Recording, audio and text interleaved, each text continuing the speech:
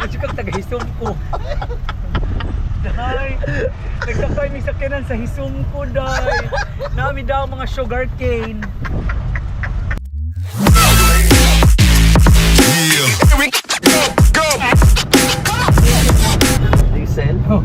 Diesel 500.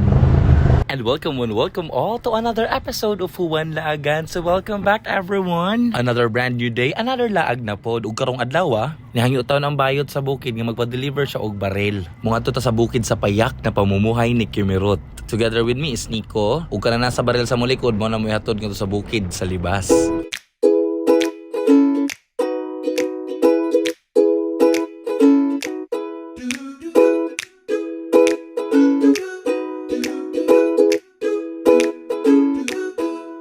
Kanang duha ka baril mo na mo ihatod sa bukid sa payak na pamumuhay ni Kimirot.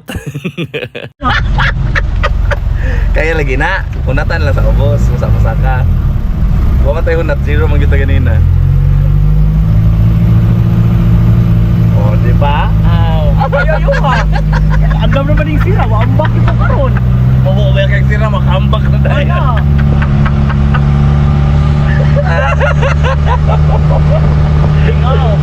Ang payak na pamumuhay ni Kimirot medyo bukid-bukid yun siya. And pasaka yun siya, tungason yun siya. So munang nangita pa mi sa 4 wheels ani kay para sutoy yun ang dagan kay buyag-buyag. Tungason yun kayo. Tungod kay taas kay altitude, overlooking yun siya sa view sa Ormoc City, sa Magsanga Mountain sa Merida. Ug kita po didto ang Camotes Island. Lagi.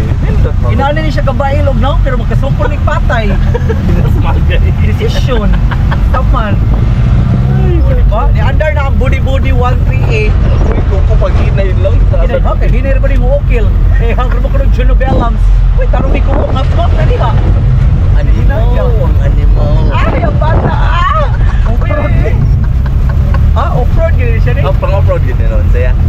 Patay. Binabi, asa mo ng 4x4 alikaron? Ah! Oh my God! Ang bata! Ah! Oh my God! Ah! Sure lang. Ah! Ah! It's gone na eh. It's gone na eh. Iskan kayo siya dahil nawawan ang kuan dahil Hilux. Ah, nira lang. Sa primera, kaunat yun. 4x4 din siya ni Flo, hindi malubong ni. Hindi. Dako sa gigligid.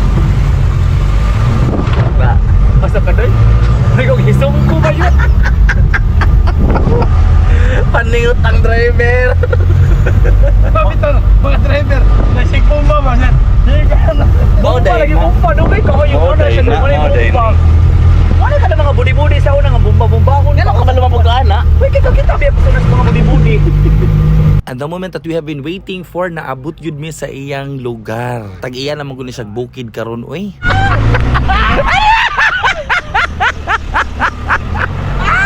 Kasama pa mo! Ay, salamat. Naabot jud. Bugat siguro gid mig itlog ko. Mga babae nga na-not ngay ko anay go. Ay, nako. Be. May kasama kaming oso.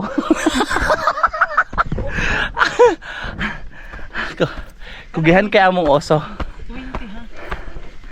Yung tagain mo malili ko 1,000. So we're here again. Make mo na legit. Ha? Kana. Dapat mag-video ka imong patanawon para di magyaw-yaw ng tinistig. Oh, ako nag-ihat. Tawa, nagpugi na si Nico ay magyaw-yaw niya. Pero ikaw man, matuog siya dito ka. Bawi.